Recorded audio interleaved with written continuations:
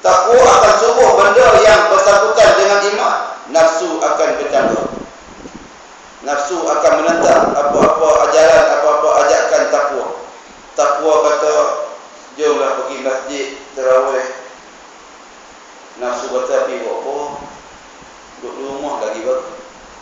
Tak bertemu. Takwa kata, oi, masjid tu dia imam hafiz, baca satu rakaat, satu muka. Nafsu kata, hang tu sakit. Hang tu diri lama tak boleh, sakit pinggang, gaut ada. Semua penyakit ada. Tentu kita akan bertemu, bergaduh antara takwa dengan nafsu. Siapa menang? Wallahu a'lam. Lawan juga, mari masjid juga, bawa kursi, semayang juga. Alhamdulillah, takwa dia menang pada bulan Ramadan. Nafsu kata, kawan ni nak bilang aku, kalah juga aku ini. KO macam ni. Atau berlaku bukan sekadar waktu itu, setiap hari dalam bulan Ramadan itulah akan berlaku pertembungan. Lepas subuh ni dengar kuliah tu, tidur. Itu gaduh. Takwa kata, dengar dulu, nak baca ayat Quran, tazkirah. Tuan-tuan, hari ni tazkirah ni satu virus. Di kalangan masyarakat ada sebut sebagai virus. Penyakit sebenarnya. Yang kata virus itulah bapak segala penyakit.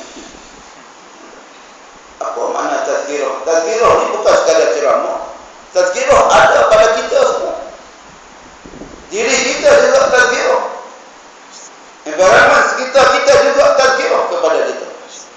Kalau kita menolak tazkirah, maka kita menolak ayat-ayat suci Al-Quranul Karim. Bukan sekadar tolak ayat Quran, bahkan menolak penciptaan Allah Subhanahu wa taala. Kerana kesemua yang dijadikan oleh Allah Taala merupakan tazkirah kepada kita. Wa dzakir fa inna dzikra tanfa'ul mu'minin. Ingatlah, berilah peringatan, kata Allah. Peringatan itu ada manfaat sebenarnya. Manfaat untuk diri siapa-siapa yang beriman kepada Allah Subhanahu wa taala. Muslimin dan muslimat jemaah rahimahullah. Kalau Islam itu perintah Allah. Apa yang diperintahkan oleh Allah Taala kita buat atas nama kita Islam, dan akan berlaku pertembungan di antara Islam dengan kafir. Kafir akan berlawan. Tuan-tuan, semalam hari Jumaat, siapa tahu beberapa orang yang mati, ikhwan muslimin di Mesir yang mati ditembak oleh Abdul Fattah Sisi ketika sembahyang Jumaat. Yang doa kita, mereka orang yang syahid, mendapat janji Allah Subhanahu wa taala. Dibunuh oleh Fattah Sisi, timbalan presiden Mesir yang baru yang pertama. Ketika Jumaat, selepas Jumaat ditembak, ada yang mati cedera. Tuan-tuan, kita di sini ketika main tarawih dengar supaya macam di Syria dan Mesir, bunyi betul. Saya tanya malam tadi di tempat di Manjung, tanya dalam kerana tazkirah malam tadi, bunyi bocor cukup kuat. Tengah semayang bunyi letupan cukup kuat. Saya tanya mudah, agak-agak tu anak siapa ni? Kakak tunjuk mana? Tak berani jawab. Kalau dia anak tuan-tuan, dia beli bocor, duit siapa bagi ya? Ini antara tazkirah kita. Seolah-olah kalau tak ada benda itu macam tak raya, macam tak puasa. Adakah kita mengambil sunnah daripada bukan Islam menjadi sunnah dalam syariat Nabi SAW? Muslimin jemaah rahimahullah yang tahu. Yang kedua kata Allah, orang yang layak mendapat a'adallahu lahum maghfirah wa ajran 'azimah, kata Allah, wal mu'minina wal mu'minat. Lelaki dan perempuan yang beriman kepada Allah Subhanahu wa taala. Betul.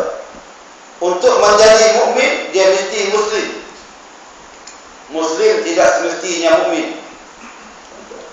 Ada muslim yang asli, ada muslim yang taat. Kalau dia mukmin, lelaki dan perempuan, mukmin ini orang yang yakin dirinya sebagai hamba kepada Allah, yakin dirinya ada pencipta, dan kita rujuk pada perkara yang paling mudah dalam rukun 5. Ini antara rujukan yang paling mudah. Orang yang beriman, lelaki perempuan, dia beriman dengan Allah. Bagaimana bentuk dia beriman? Dia percaya dengan malaikat, dia percaya dengan kitab, dia percaya dengan rasul, percaya dengan qada dan qadar, dan percaya pada hari kiamat. Gambaran orang mukmin itu antara yang paling mudah. Bagaimana keyakinan kita kepada Allah, keyakinan kita kepada kitab Allah.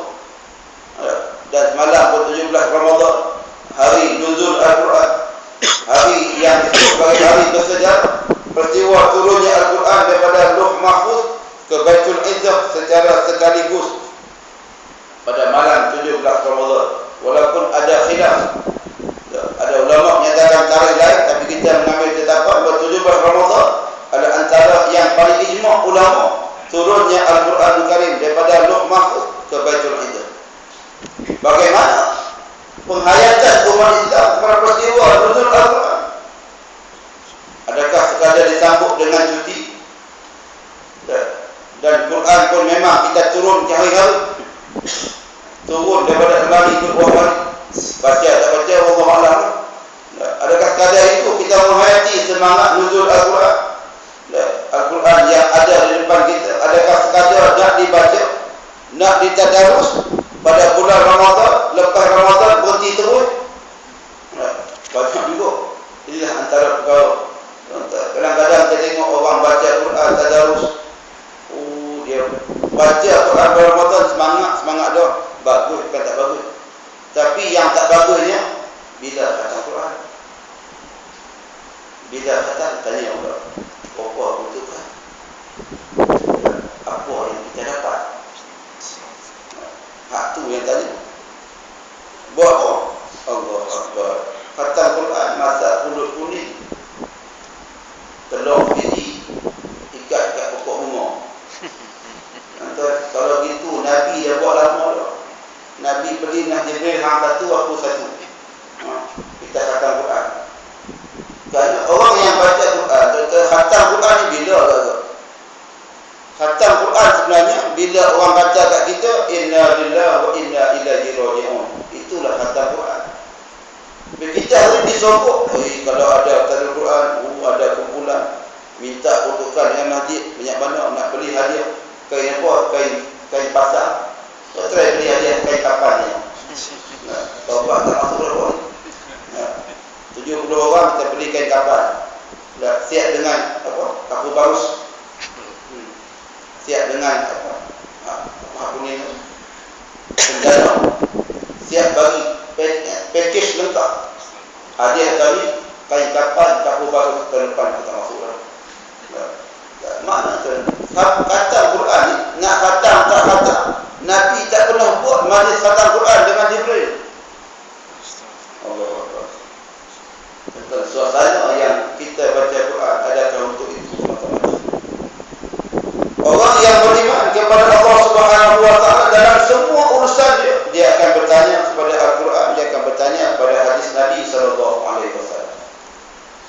Orang inilah yang Allah kata layak dia mendapat keampunan daripada Allah. Mukmin yang mendapat pengampunan Allah Subhanahu Wa Taala. Suasana kita masuk di bulan Ramadan. Tuan-tuan, kita mari setiap malam mayang tarawih. Dia kata dulu kadang-kadang sini masih penuh lagi kan? Penuh lagi. Belakang ada ya. Ada kemah lah.